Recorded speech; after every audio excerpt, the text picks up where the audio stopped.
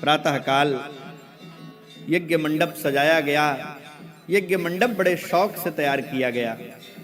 हमारे यहाँ यज्ञ मंडप बनाने की विधि है, कहाँ कौन से देवता के लिए स्थान होगा, कहाँ कुंड होगा, और उसके 4 द्वार होते हैं, ऋग्वेद द्वार, यजुर्वेद द्वार, सामवेद द्वार, अथर्ववेद द्वार, 4 प्रकार के द्वार होते हैं।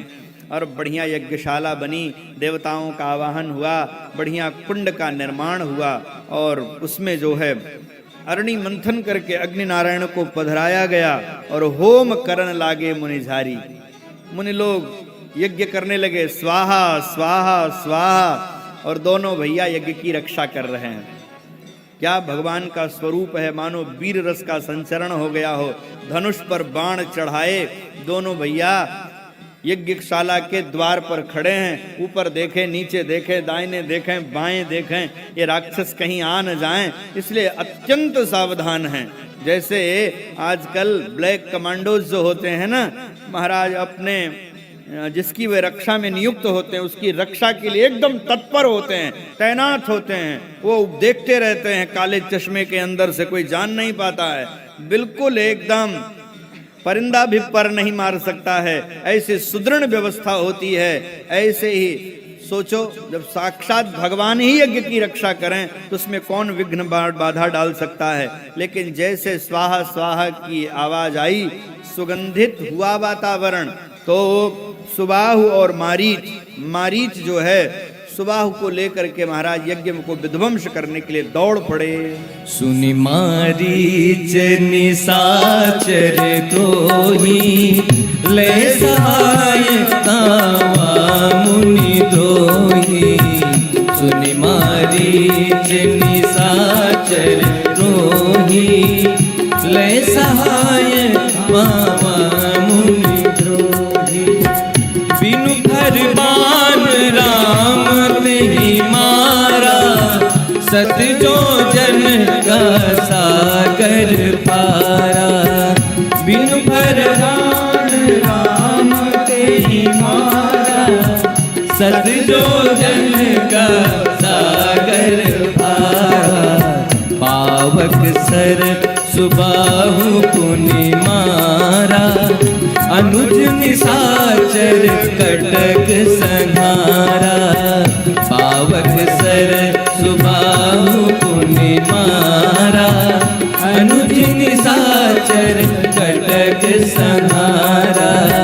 अनुज निशाचर कटक संहारा, अनुज निशाचर कटक संहारा।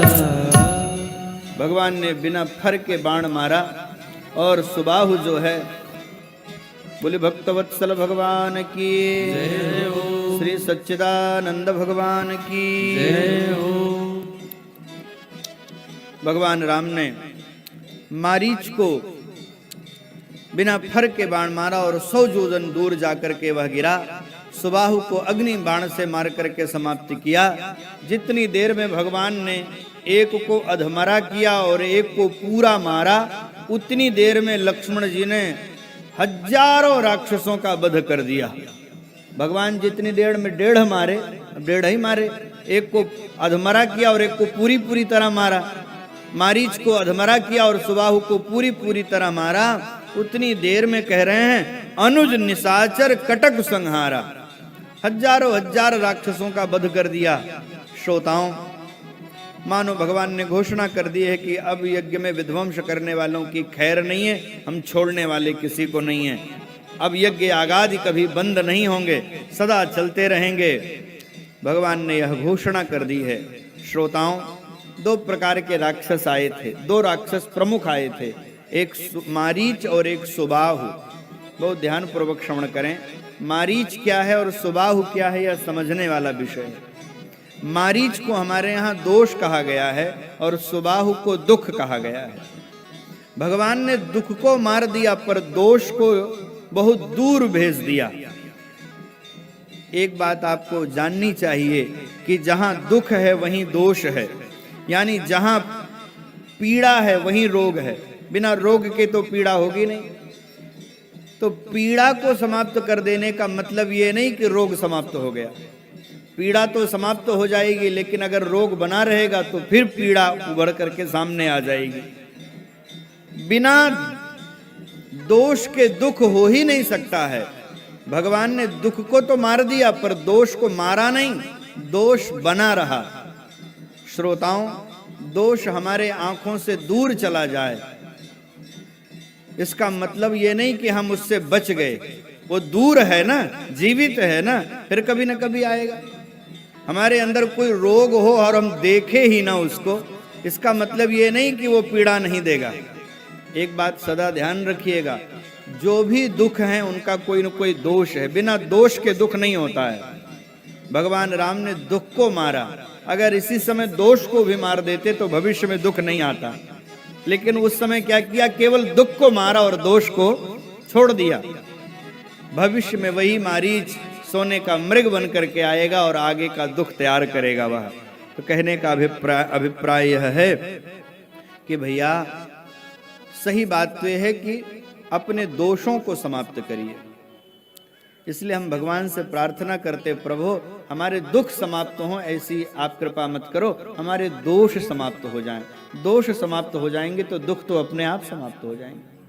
इसलिए हम कुशल वैद्य के पास जब जाते हैं तो डॉक्टर्स ये नहीं कहते कि हमारा दर्द समाप्त कर दीजिए, हम लोग कहते हैं डॉक्टर साहब हमारा रोग समाप्त कर दीजिए। रोग समाप्त हो जाएगा तो पीड़ा अपने आप समाप्त हो जाएगी, दोष समाप्त हो जाएगा तो दुख समाप्त हो जाएगा। हमारे आपके जीवन में जो दुख है वो हमारे द्वारा पूर्व में किया गया कोई दोष ही तो है। बिना दोष के दुख थोड़ी ना है, कुछ न कुछ तो किया होगा जो इस जन्म में भुगत रहे हैं। हमारे जीवन की पीड़ा यह बताती है कि हमने कोई न कोई दोष किया है, और जब दोष समाप्त हो जाएगा तो दुख अपने आप समाप्त हो जाएगा। इसलिए परमात्मा से कहना चाहिए कि प्रभु बस हमारे समस्त दोष समाप्त हो जाएं।